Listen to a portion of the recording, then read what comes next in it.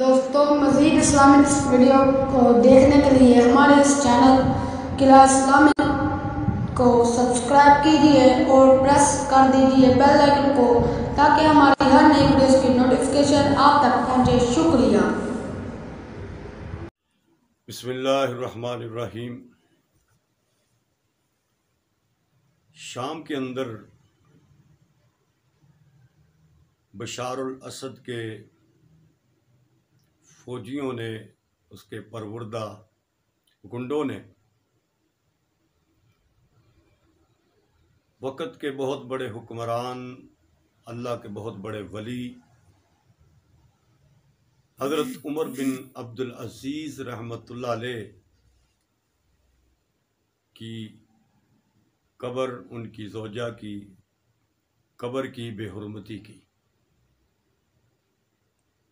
اور اپنا اصلی چہرہ امت مسلمہ کے سامنے رکھا کہ ہم وہ لوگ ہیں کہ جو اہل سنت سے نفرت کرتے ہیں۔ تبھی شام میں اہل سنت کا قتل عام ہو رہا ہے، حالانکہ حضرت عمر بن عبدالعزیز رحمۃ اللہ علیہ وہ عظیم بادشاہ، عظیم صوفی، اللہ کے بہت بڑے ولی کہ آپ نے اپنے دور حکومت میں وہ پچھلے حکمرانوں کی جو ظلم و ستم کی داستانیں تھیں انہیں ختم کیا۔ سلیمان بن عبد الملک کے بعد اس کی وصیت کے مطابق آپ حکمران بنے اور رات بھر سلیمان بن عبد الملک کی کفن دفن اور دوسرے انتظامات میں لگے رہے۔ آپ صبح ہے، لوگ آ جا رہے ہیں ملاقاتی،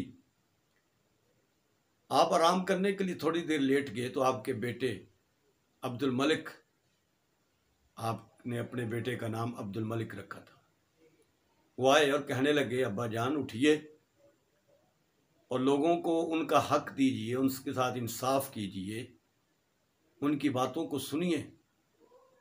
تو کہا بیٹا ساری رات میں سلیمان بن عبد الملک کے کفن دفن اور دوسرے انتظامات میں لگا رہا ہوں، تھک گیا ہوں، اب میں تھوڑی دیر سونا چاہتا ہوں، ظہر کے بعد اٹھوں گا اور میں یہ سارے انتظامات کروں گا۔ تو بیٹے نے بڑا خوبصورت جواب دیا، کہنے لگا ابا جی کیا آپ کے پاس یہ گارنٹی ہے کہ آپ ظہر کے وقت تک زندہ رہیں گے؟ آپ فوراً اٹھے، بیٹے کی پیشانی کو چوما اور فرمایا الحمدللہ، اللہ نے میرے بیٹے کو میرا فرما بردار اور دیندار بنایا۔ عمر بن عبدالعزیز رحمۃ اللہ علیہ رات بھر اللہ کے دربار میں عبادت کرنے والے، کمرے میں بند ہو جاتے، بسیدہ کپڑا پہن لیتے اور اللہ کے دربار میں عرض کرتے ہیں مولا میری بادشاہت اس کمرے کے باہر ہے، میرا تاج اور تخت اس کمرے سے باہر ہے، تیرے دربار میں تو ایک مجرم کھڑا ہے، معاف کر دے۔ ایسی شخصیت کہ آپ کو پتہ چلا کہ بعض لوگ حضرت علی کے متعلق کچھ بات کرتے ہیں، بعض روایات میں یہ بات ہے،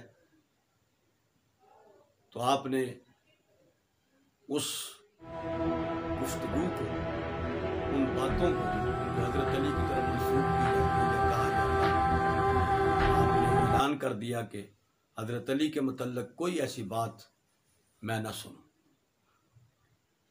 اتنی سادہ زندگی کہ جب انصاف شروع کیا تو اپنے گھر سے وہ پرانی جاگیریں، جائیدادیں جو پرانے بادشاہوں نے تقسیم کی ہوئی تھی، آپ نے حقداروں کو ان کی زمینیں واپس دی، یہاں تک کہ اپنی بیوی فاطمہ جو کہ وقت کے بادشاہ عبد الملک بن مروان کی بیٹی، اس کے سارے زیورات بھی بیت المال میں جمع کرا دیے، اور آپ نے ایک کپڑے میں زندگی گزار دی، وہی دھو لیتے اور وہی پہن لیتے، عدل و انصاف کو قائم رکھا۔ وہ فدق جو اہل تشیعوں کے ہاں بڑا مارکۃ الآراء مسئلہ ہے۔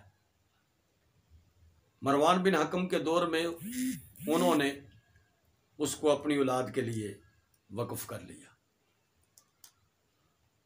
حضرت عمر بن عبدالعزیز رحمۃ اللہ علیہ نے اسے اسی طرح تقسیم فرمایا جیسے رسول اللہ صلی اللہ علیہ وسلم، حضرت ابو بکر، حضرت عمر اور حضرت عثمان، حضرت علی کے دور میں ہوا کرتا تھا۔ یہ تو آپ کا احسان ہے اہل تشیعوں پر۔ حضرت عمر بن عبدالعزیز رحمۃ اللہ علیہ راتوں کو عبادت کرنے والے، دن بھر لوگوں کی فریادیں سننے والے، جب آخری وقت آیا تو آپ کا برادر ان لا مسلمہ وہ ملنے کے لیے آئے، اور انہوں نے دیکھا کہ یہ پرانی قمیض پہن رکھی ہے، تو اپنی بہن سے کہنے لگا تجھ سے اتنا بھی نہیں ہوتا کہ تو ان کی قمیض دھو دیتی؟ تو وہ رو کے کہنے لگی میں کیا کروں، قمیض بھی ایک ہے، وہی دھوتے ہیں وہی پہنتے ہیں۔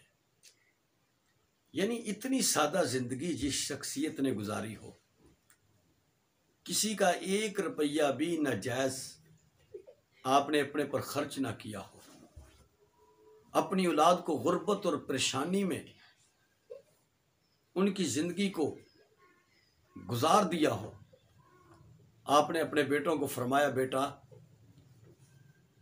اگر میں چاہتا تو دنیا کی مال دولت تمہیں دے دیتا، لیکن میں خود جہنم میں چلا جاتا، اس لیے میں نے تمہیں دنیا کا مال دولت نہیں دیا، میں نے تمہیں حلال کھلایا ہے تاکہ میں جنت میں چلے جاؤں۔ تم نے یہ کھایا ہے، تم جہاں بھی جاؤ گے تمہارے ہر بندہ تمہاری عزت کرے گا، کیونکہ تمہارے باپ نے کسی پر ظلم نہیں کیا۔ ایسی شخصیت۔ آخری وقت آیا تو آپ نے فرمایا کمرے سے سب باہر نکل جاؤ، مجھے دوسری مخلوقات نظر آ رہی۔ اور آپ نے پڑھا تلک الدار الآخرہ، اللہ فرماتے ہیں کہ وہ آخرت کا گھر ہے، ہم ان کو دیتے ہیں جو زمین میں تکبر اور غرور بڑائی نہیں کرتے، فساد نہیں مچاتے، اور عاقبت تو متقین کے لیے، اچھا انجام تو متقین کے لیے۔ یہ آیت مبارکہ پڑھی اور روح پرواز کر کے اس عظیم شخصیت کی قبر کے ساتھ یہ بے حرمتی کا انداز اختیار کرنا، قبر کو کھیڑنا، پھر ان کے وجود کو جلانا، لاتے مارنا، یہ کہاں کی انسانیت ہے؟ قبر کسی کی بھی ہو پھر بھی اس کا احترام کیا جاتا ہے۔ رسول اللہ صلی اللہ علیہ وسلم نے قبروں کی بے حرمتی سے منع فرمایا ہے۔